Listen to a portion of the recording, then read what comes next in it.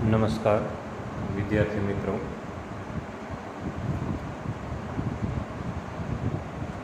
ધોરણ 12 વિષય ગુજરાતી.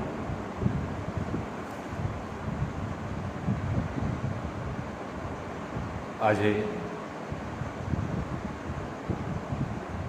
આપણે નરસિંહ મહેતાનું બહુ જ જાણીતું, આમ તો નરસિંહના મોટાભાગના પદ તો જાણીતા જ હોય.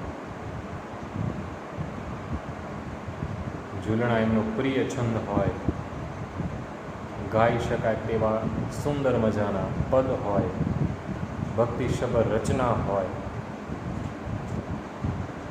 અને એ જ વાસ્તવમાં મધ્યકાળની ઓળખ હતી.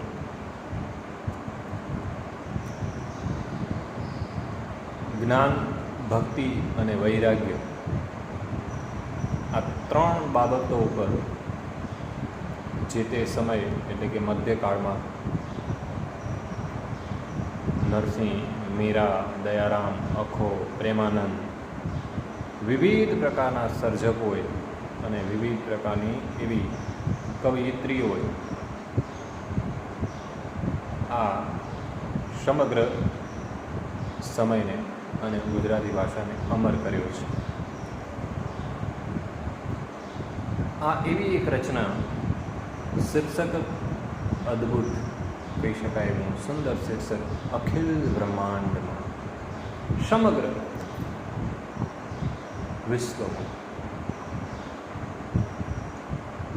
શ્રી હરિ કણે કણમાં વ્યાપેલું છે. હરિ એટલે બસ એક ઈશ્વરનું એક સ્વરૂપ જે સર્વવ્યાપક છે, કણે કણમાં જ એવા સર્વવ્યાપક સ્વરૂપની ચર્ચા કવિ નરસિંહે કરી છે. નરસિંહ ભક્ત કવિ તરીકે, ઉર્મી કવિ તરીકે પણ ખ્યાતનામ, આદિ કવિ તરીકે એમને સવિશેષ ઓળખ બિરુદ કહી શકાય. ઝૂલણા તેમનો પ્રિય છંદ, તળાજા એમની જન્મભૂમિ અને કર્મભૂમિ ક્ષેત્રે જુનાગઢ. હાર, હુંડી, કુંવરબાઈનું મામેરું, શ્રાદ્ધ, શામળશાનો વિવાહ વગેરે એમની આત્મચરિત્રાત્મક કૃતિઓ કહી શકાય. નરસિંહ વાસ્તવમાં એક ગુજરાતી ભાષાના ઉચ્ચ કોટીના ભક્ત કવિ છે. જ્ઞાન, ભક્તિ અને વૈરાગ્યની વાતથી સમગ્ર ભાષાને એણે એક અનેરી ઓળખ આપી છે. એમના ઘણા બધા જાણીતા પ્રભાતિયાના કવિ તરીકે પણ આપણે એને ઓળખી શકીએ.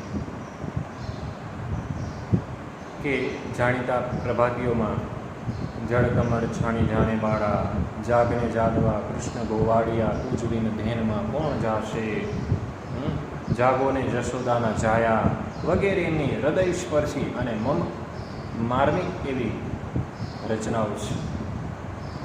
આ રચનામાં પણ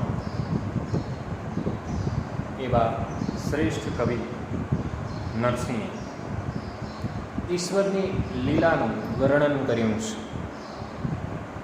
સંસ્કૃતમાં એક ઉક્તિ છે, એક શતઃ વિપા બહુધા વદંતી, એટલે કે પરમાત્મા એક તાત્વિક રૂપ છે. એ એક છે પણ એના રૂપો અનેક રીતે દેખાય છે. જેમ સુવર્ણ એક છે પણ એનામાંથી વિવિધ પ્રકારના ઘાટ ઘડી અને વિવિધ પ્રકારના આભૂષણો તૈયાર થતા હોય છે, જે અલગ અલગ નામ રૂપે ઓળખાતા હોય છે. એમ અહીંયા જ્ઞાનરૂપી એવા જ્ઞાન ગ્રંથોને સમજાવવામાં જે ગેરસમજ કરી છે એને નરસિંહે ગળગત તરીકે ઓળખાવી ને હસી કાઢે છે. સમગ્ર પરમેશ્વરને શાસ્ત્ર જ્ઞાન દ્વારા તો ખરા, પણ પ્રેમની પરાકાષ્ઠા રૂપે ભક્તિ દ્વારા સરસ રીતે પામી શકાય છે એવી પ્રતિતિ વિવિધ પ્રકારના દ્રષ્ટાંતો દ્વારા કવિ નરસિંહ આપણા સમક્ષ તરતી મૂકી છે. આ એક તત્વજ્ઞાનનો સમન્વય કરતું કાવ્ય છે. આધ્યાત્મિકતાની એક ઊંચી છબી અને એકાત્મકતા ભાવનું વર્ણન કરતું સુંદર ભક્તિસભર પદ છે. સીધો પદ તરફ પ્રવેશ કરીએ. અખિલ બ્રહ્માંડમાં એક તો શ્રી હરિ, જુજવે રૂપે અનંત ભાષે, દેહમાં દેવ તું, તત્વમાં તેજ શું, શૂન્યમાં શબ્દ થઈ વેદ ભાષે. શું કહે છે? સમગ્ર વિશ્વમાં એક હરિ જ તું છે. તારા રૂપ જુદા જુદા અને અનંત છે. હે હરિ, તું શરીરમાં દેવ રૂપે છે, સમગ્ર તત્વમાં તેજ સ્વરૂપે છે અને શૂન્યમાં એવો શબ્દ થઈને અમનારી નજીક આભાસ કરાવી રહ્યો છે. શૂન્યમાં શબ્દ થઈને વેદ વાશે, વેદની માફક એ સતત અમારી સાથે સાક્ષાત્કાર કરાવે છે. આમ અત્ર તત્ર સર્વત્ર તારી લીલા છે. પવન તું, પાણી તું, ભૂમિ તું, ભૂધરા, વૃક્ષ થઈ ફૂલી રહ્યો આકાશ, વિવિધ રચના કરી અનેક રસ લેવાને, શિવ થકી જીવ થયો એ જ આશે. સમગ્ર એવી ભૂમિને ધારણ કરનાર એવા ભૂમિપટ પર ભૂમિને ધારણ કરનારો તું છે. તું પવન છે, પાણી છે અને તું જ વળી આકાશમાં વૃક્ષ રૂપે ખીલી રહ્યો છે.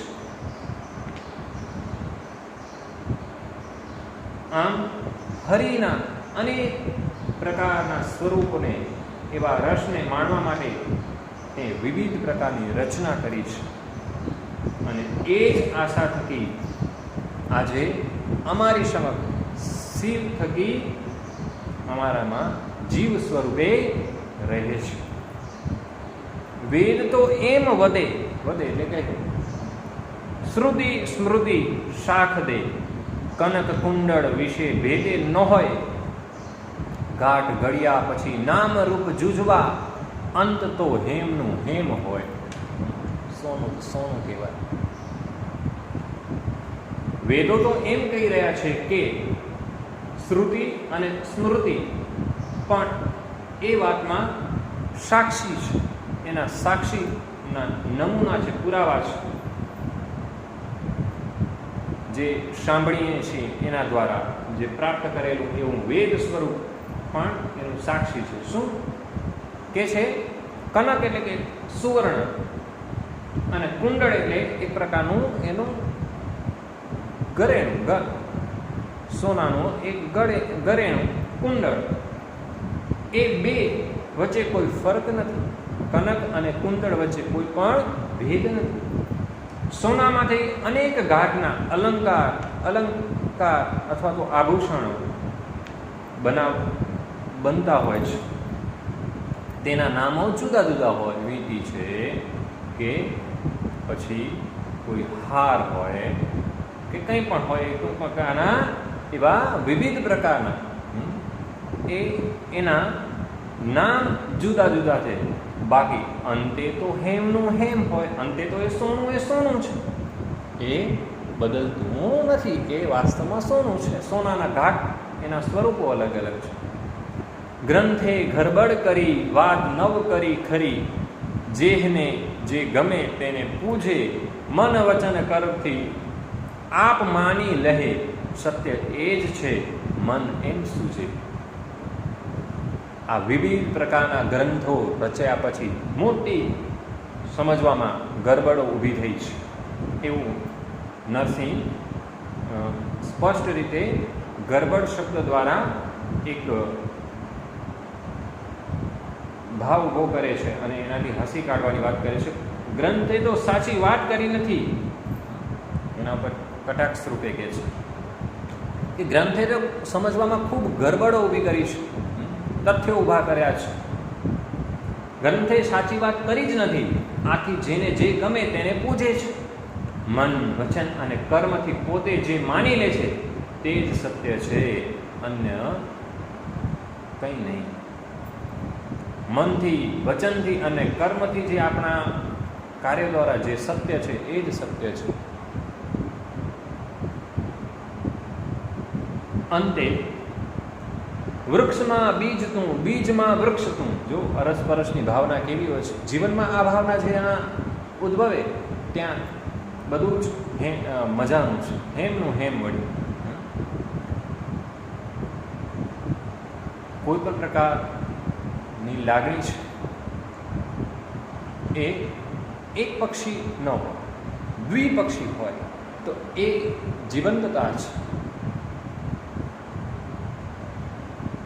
વૃક્ષમાં બીજ તું, બીજમાં વૃક્ષ તું.